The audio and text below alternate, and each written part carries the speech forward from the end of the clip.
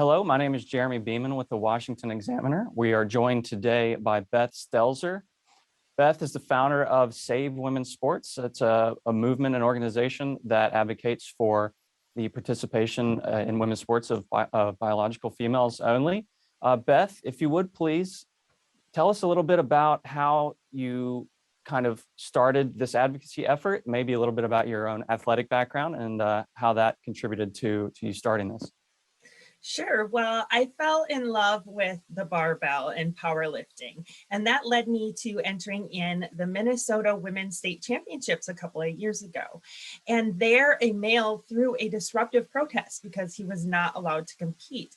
And this basically opened up my eyes to what this gender movement thing is going on. And I thought certainly more women should be speaking out. And when I did, I got harassed. And that's when I started Save Women's Sports as a platform to help elevate women's voices in this fight to help keep women's sports for only biological females. A news story that NBC ran after that incident occurred in 2019. In fact, the athlete you're referring to, J.C. Cooper, the news report suggested that some of the advocacy against Cooper's participation was due to discrimination rather than science. What do you say to that?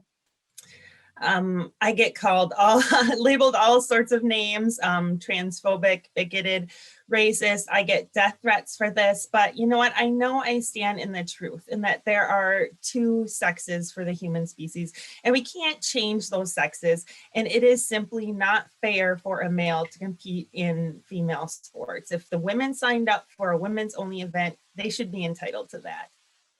Talk about the science. Talk about those biological differences between the sexes, if you will. Oh, there are so many, and they're immutable. But we can look at bone structure.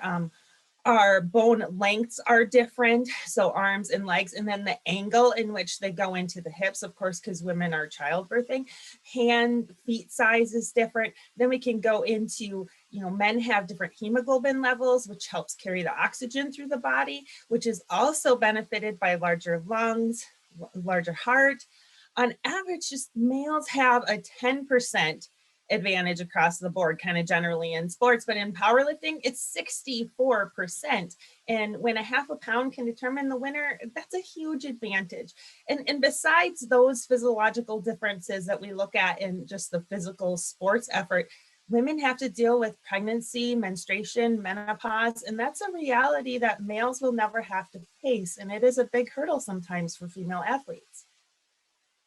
Now, one kind of argument that I've frequently seen by those who lobby on behalf of transgender athletes and their inclusion in women's sports, they say sometimes, the incidence of their participation is rather low. There aren't a lot of transgender women and girls participating in women's sports. Is that right? The few that we do see entering are dominating. It may just be a handful, but one girl losing out is too many, in my opinion. And now we're seeing this spread from where in Connecticut over the last few years, we saw 2 males in girls track now hold 15 state records, and there's no asterisk by their name to tell future generations of females that those were set by male bodies, not female bodies. And we're seeing this stretch from there all the way up to the Olympics now. As we know, a male-bodied person, Laurel Hubbard, has qualified to enter into the Olympics. So we could very well see a male on the women's platform, because we all know lowering testosterone level does not make a woman. Women are not a hormone level. You mentioned the Olympics and that athlete. They're coming up soon, obviously. And my understanding is that, and you mentioned this, my understanding is that the Olympic Committee will allow transgender athletes to participate in women's competition so long as their testosterone levels don't exceed a certain measure. Can you speak to why that is not a kind of legitimate, I guess, compromise? It's rather absurd. I mean, lowering your testosterone level for a year does not make a woman. And that level is 3 times or higher than what a normal woman's testosterone range is. So just first, that's a little absurd, the level in that they set. And when you look at who was on this board making these decisions, Joanna Harper's study was used, and that's just looking at a handful of athletes, a self-reported study. It's not even scientific evidence that was used to make this decision. And my organization over a year ago sent a letter to the Olympics with 40 other organizations from across the world signing on saying, hey, enough is enough, this isn't right. And they just said it wasn't fair to change it before Japan, and maybe they would look at it in the future. Talk about that Harper study, if you will. Has that become kind of a baseline for I guess the argument that For some reason it has. And like I said, it's not even a scientific study. It's not even evidence. And when we look at the few studies that we do have of a year to 3 years of looking at males who lower their testosterone level, it does not mitigate the advantages that they have over females in sports. They simply don't lose their bone structure, all that muscle mass. And then when we look at it, I'm a woman. I'm here saying, no, why isn't that enough?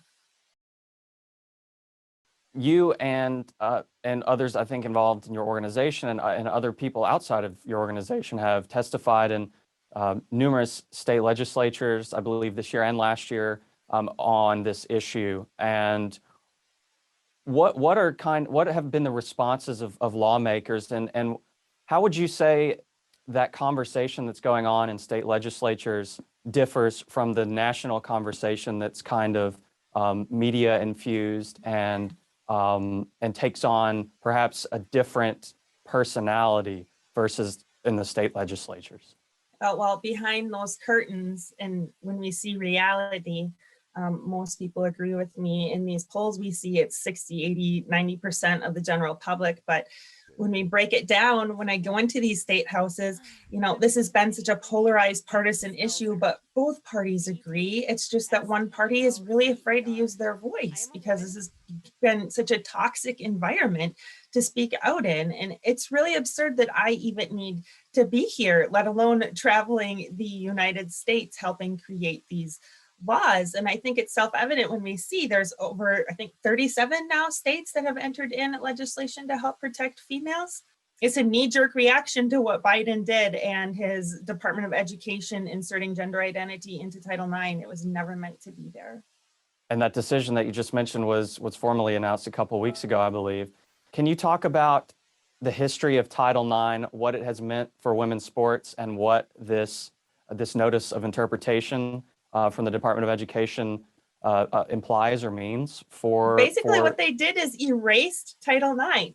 Title IX was enacted in 1972 to help preserve the equal opportunities on the basis of sex in education. So that follows into the sports realm. So on the basis of sex, not gender identity. And when we insert gender identity, that's basically erasing the borders of what biological sex is and allows any male to self-identify into the female category. And so not even 50 years, we have been trying to get equality, and now we're erasing that. And not only that, but some of these male-bodied people that are winning these female titles are getting praised as brave and courageous along the way. What about the girls at the starting line? What about the girls that aren't showing up anymore because they know it's pointless? That there's no point to come and race when you know who's going to win before you even get there. What about those girls' feelings? And we spoke about state legislatures and their efforts. Which of the measures that have been passed in this year's legislative sessions do you think is the strongest? And do you think the approaches that they've taken, the language that they've used in the legislation, is the right approach and kind of is tailored in order to stop this from happening? I'm really pleased with all of them, but I cannot say that one of them is exactly perfect, of course. But what I really like to look at in that language, because conflation of language is sort of how we got to this point and backed into this corner. So we need to look at, sex isn't assigned at birth, it's observed at birth. And although there may be differences in the two sexes at times, disorders of sexual development, commonly called intersex, it does not mean that sex is on a spectrum. All of a sudden, those aren't separate sexes.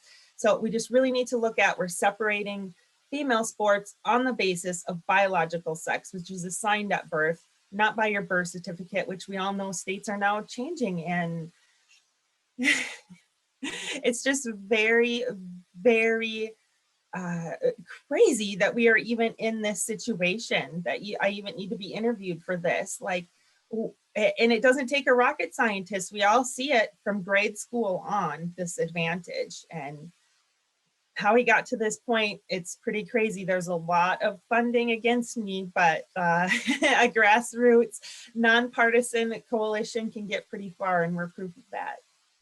Just today, Florida Governor Ron DeSantis was sued over the Fairness in Women's Sports Act, which he signed recently.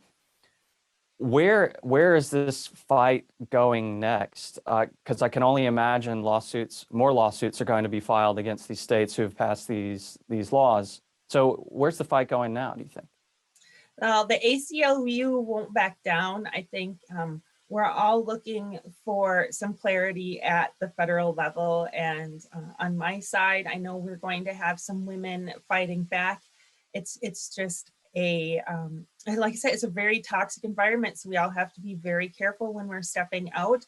Women are losing not only their friendships, their scholarships, their livelihoods, their jobs over speaking up. So we may not be seeing all of the fight, but it is happening and women are fighting back. And that's what we're going to be seeing, is more women fighting back at all levels, even in the Olympic level. Tell me what are kind of your chief means of advocacy? I know you've done testimony before state legislatures, you blog and perhaps social media, have a social media presence. What are you doing in order to try to have people see your viewpoint on this and agree with it? Of course, social media is very important nowadays, and having the website going, savewomensports.com, just really creating a network of support and hope, and getting people connected to the right places, connecting athletes to lawyers, connecting representatives to model legislation. We're kind of running the gamut here and just getting it done. And it's just a matter of getting our word out there. And as you know, a lot of media is blacklisted voices like mine. So I really appreciate this opportunity to shine a light on this serious issue. Beth Stelzer with Save Women's Sports, thanks for speaking with us and for sharing your views. Thank you.